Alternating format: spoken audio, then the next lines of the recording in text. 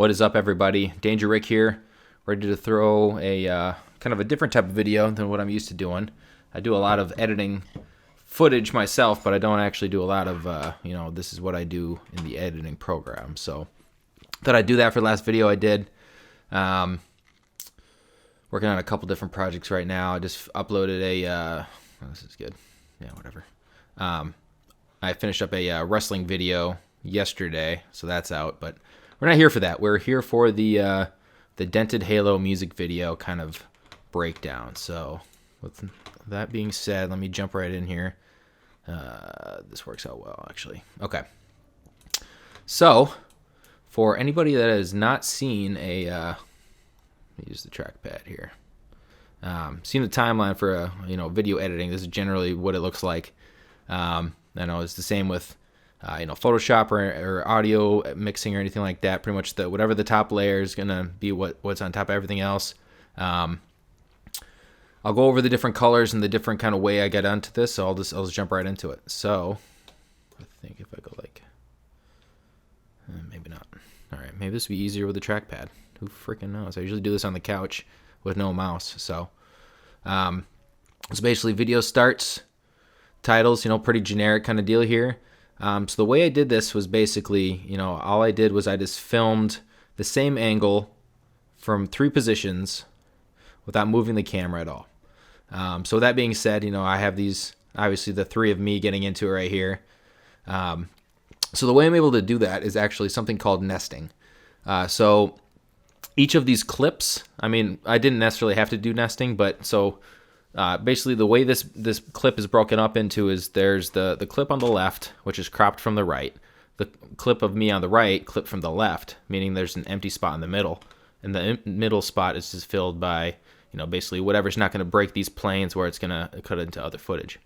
So with that being said, as you can see here, this is one clip. So this is a nested sequence. So when I jump into the nest, this is even more. So this is what I'm starting to refer to as a multi-nest, where I have 3 clips going into one file, and then say I have 2 files like that, and I nest those together. Kind of slows your computer down quite a bit when you're going through it, but it definitely speeds things up in the editing process. So here I just clicked on that second nest, and here you can see the original footage of what it looks like. So there's I don't think it's going to show the brackets here, but basically this top one is me on the right, me on the left, me in the middle. Boom, simple. I click out of there. Again, you can see all 3 of us. So once that gets cropped into whatever this clip is, that way, and then we can feather the edges if we need to, or if if I swing my arm over at one point, I want to make sure that I move the crop away from him, so everything's in the shot. And like I said, double up these nesting, it definitely opens up a lot more possibilities. I used to work on Final Cut 7 quite a bit, and man, just the fact I don't have to render is a huge relief with freaking Adobe. I love it. So anyways, we'll just keep going. So again, these 3 clips, instead of individually having them be their own kind of item, when I put them together, I'm able to do quick zoom to that file, zoom out, and then this right here is literally just a crop from right to left. So as it's coming in, it takes over. But as you can see, the doors match up perfectly, the wall matches up perfectly, the table matches up, everything is kind of set up the same way so that I can do these types of transitions, which are fairly simple in just a regular video. But I know a lot of this stuff kind of fires off real quick at you, but it's just kind of showing all the different takes that you can do with it, and different, kind of just ways to play with it a little bit. And boom, just like that. I think that's like a 4-second clip. Yeah. And then the rest of the video is basically just like that. So, just again, these clips are, the black and white clip is the daytime shot. The nighttime shot is below it. Having each of these be their own individual nested clip. And then when I nest those together, all I have to do is to say, all right, well, here I'm going to start zooming, and I'm going to twist the footage.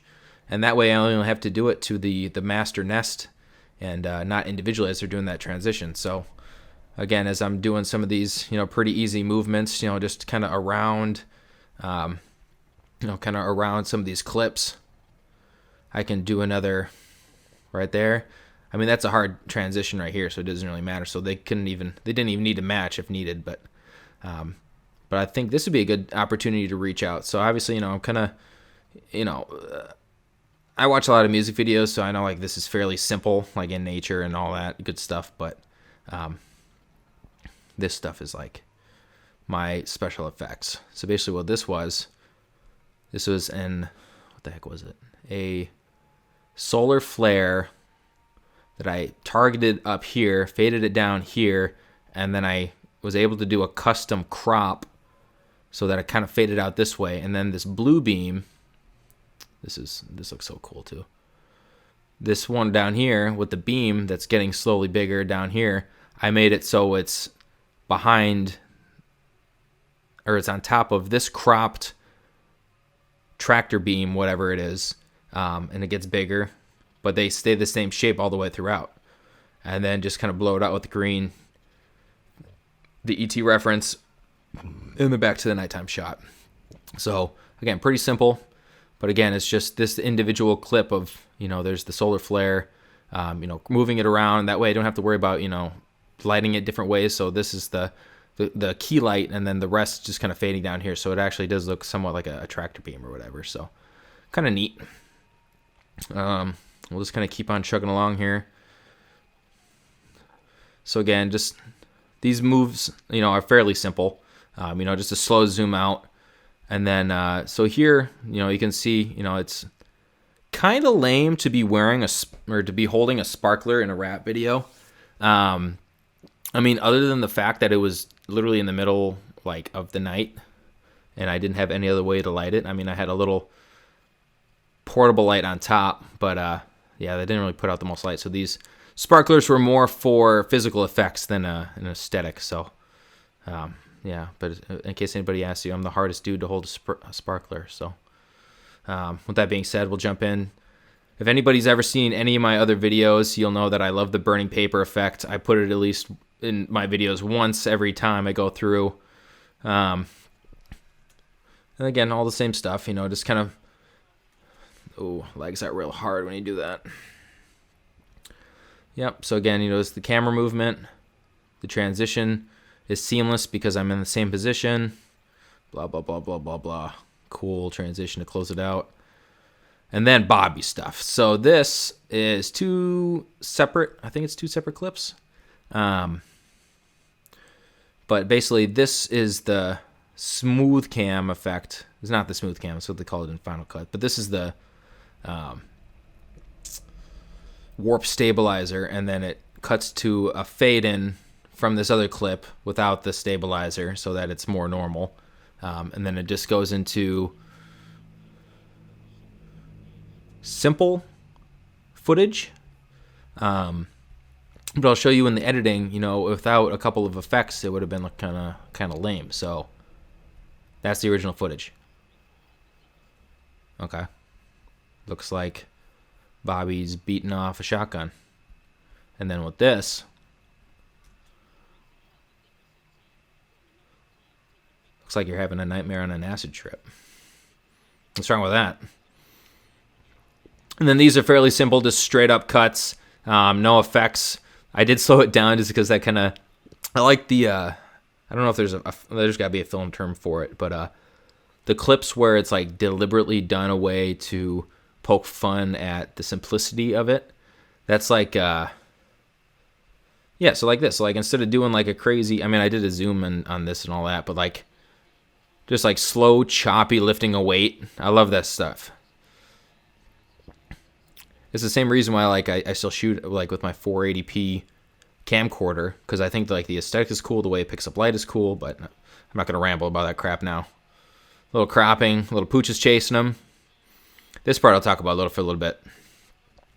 So it's the same kind of deal. So like you guys had saw with the beginning of the video, a lot of this stuff is just positioning, crops. So this is just like an array of clips. So this is, the top clip is sliding to the right, but it's cropping from the left, able to open this up for a duplicate. And this is the same thing where it went left, and it doesn't have to crop right. I might, but and then just throw on a pixelator effect, solarize, and then just remembering that the behind clip is the one that has all the effects on it. So if I just move over the clip on top, and again, this is all happening within the nest. So, you know, this clip, you know, this is what it looks like. This is it just by itself. And, you know, you just kind of move it back and forth, and it looks kind of trippy. But then when you throw this other one in here for a little bit of a effect, it's kind of neat. Kind of neato. But yeah, so this project was a lot of nesting and a lot of just kind of figuring it out. And then this stuff, let's play this a little bit. So this is basically like a one file that was maybe 2 minutes long of a lot of stuff like this. Bobby jumped in the pool. He didn't want his shirt to be shown, so I did a solar flare there, and it looks like there's like a hole in him, which is kind of its own cool effect. Meanwhile, the stuff on the right, him walking around just kind of doing whatever type of effect this is. Then it fades to, you know, just more clips of that stuff. You can see the, what is it, cheerleader? Whatever, blow up doll, wasted. And then this is cool. I love shit like this. The actually showing the phone popping up, melting. It just kind of matches up perfectly with the ending. Song ends. Dude just coughs. Yeah. Pretty neat. So cool stuff. Hopefully you guys got something out of it. Like I said, I don't do a lot of videos like this, and Lord knows I'm the best freaking public speaker in the world. So hopefully you're able to hang on for a little bit, and yeah, I'll leave you to it. I got a couple pumpkin heads here to celebrate the ending of this rambling. All right, folks. See you later.